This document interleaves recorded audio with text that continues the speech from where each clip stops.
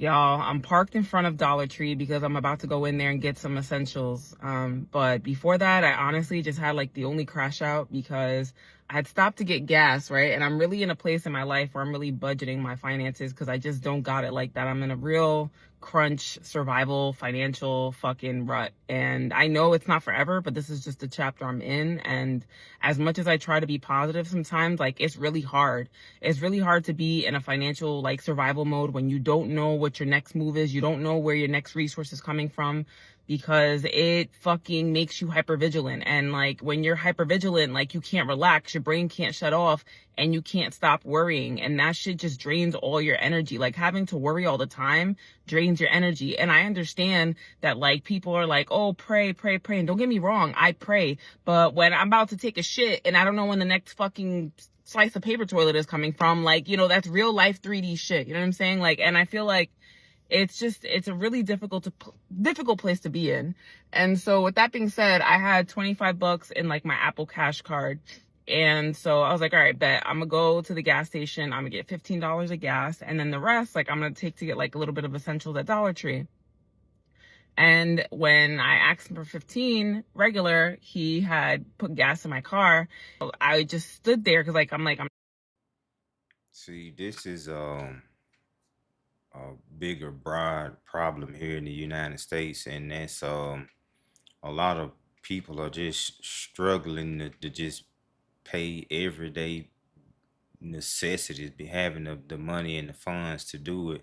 And it's not that like a lot of these people are lazy, don't work, don't want to get out, don't want to try to be productive. It's just the cost of living has gotten so high here in the United States, and then inflation is just out of control, and so it puts people in a position where they can't adapt and move accordingly in time. Like it's literally happening overnight at the speed of light.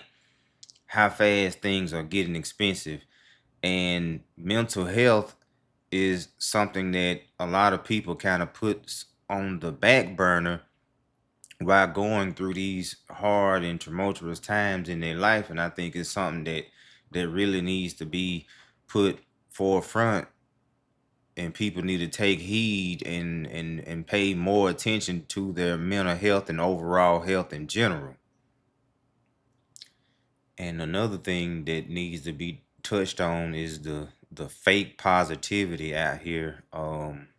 It's nothing but just lies being spewed on social media, and it has a negative psychological effect on people because they just see what they see in that 5 second, 10 second snippet or clip on the internet, and it takes them out of reality, and especially the reality that they are living in every day. So if you feeding your brain all of this stuff of what someone else is doing, and oh, they on trips and they driving this car and they driving that car, and then once you set your phone down and clock back in at work, or that bill comes due, and you are hit with reality, and you shaking back into reality all of a sudden, a lot of people can't handle that, and it drives them deeper and deeper into the mental issues and problems they have. And so they ultimately start living in a facade or a fake universe, chasing a life or a dream that they really aren't living, and it's tearing people down day by day mentally. And it also pulls people away from actually making real progress in life and doing things that they can be doing to move forward and be productive. You know, they wonder why people get so fucking overwhelmed and just fed up that they fucking take their own lives, or they fucking blow up buildings, or they do whatever. But as much fucking taxes as we pay in this fucking city, this shit shouldn't even happen. But I was sleeping this morning at my husband's house, and my daughter called me and told me that they came and shut our electricity off. I'm like, what do you mean they came and shut the fucking electricity off? I have a payment plan for my bill, $150 fucking last week or whatever, and $150 by June 9th. And so no big deal. I have till June 9th. Apparently, the lady on the phone with me misspoke, and it was supposed to be paid this past Friday. So I'm like, well, that's not my fault. Like, now you want me to pay the $150 plus a $290 reconnection fee. So anyways, I'm like, well, can you listen to the phone call? Because I know I'm right. Because when she told me the dates, I wrote them down on the big calendar. I put it in my phone.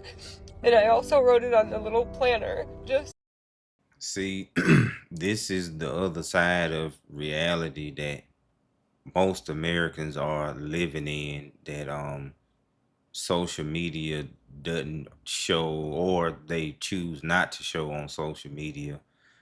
This is a person being very vulnerable at a weak and low time in her life.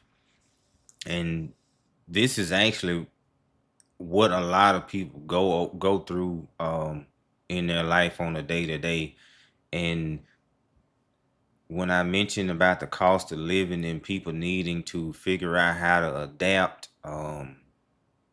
that's solely just figure out what you can do on your day to day to cut costs, even if you have to move in with a sibling, move back in with your parents, start learning how to save, be more conservative, because the golden age of the United States, where you can just make a lot of money and live happily ever after, that's over with. And you'll see in some of my other videos how I explain the middle class is basically disappearing in the United States. You 20, 30 years from now, you either gonna kind of be rich or poor. And the preconceived notion of middle class is what I keep telling people: just because people own a nice home and have two nice vehicles does not put them in the middle class. Middle class is people being in control of their finances and having an abundance.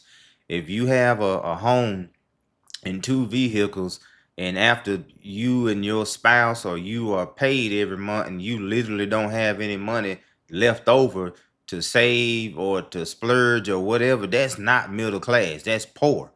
You are a slave to the creditors that have you trapped in, and it's entrapment is basically what it is. And social media is just kicking it off times 10. And people are just trapped in this dream, or trapped in this matrix of this world that's really non-existent in real life. And mental health is something that needs to be taken account and associated with living a healthy life. Health is wealth, and that's not only physical, it's mental as well. If you don't have your mental stability and your physical health, what's the point in going out and working every day? What's the point in accumulating thousands or millions of dollars and all of this stuff if you can't enjoy it, or your life is cut short because you aren't protecting your physical and mental health? Then what's the point? And so people need to prioritize what's important first. And then if you have an abundance or whatever, or you have a um time or a position in your life where you can kind of pull back and enjoy the hoopla and the nonsense, then go and do that. But you have to focus on your mental health. This is a problem in this country, and it's going to continue to get worse and worse. But I appreciate y'all listening. I appreciate your support. I'm trying to hit 60,000 subscribers. Please hit the like and notifications button. Talk to y'all soon.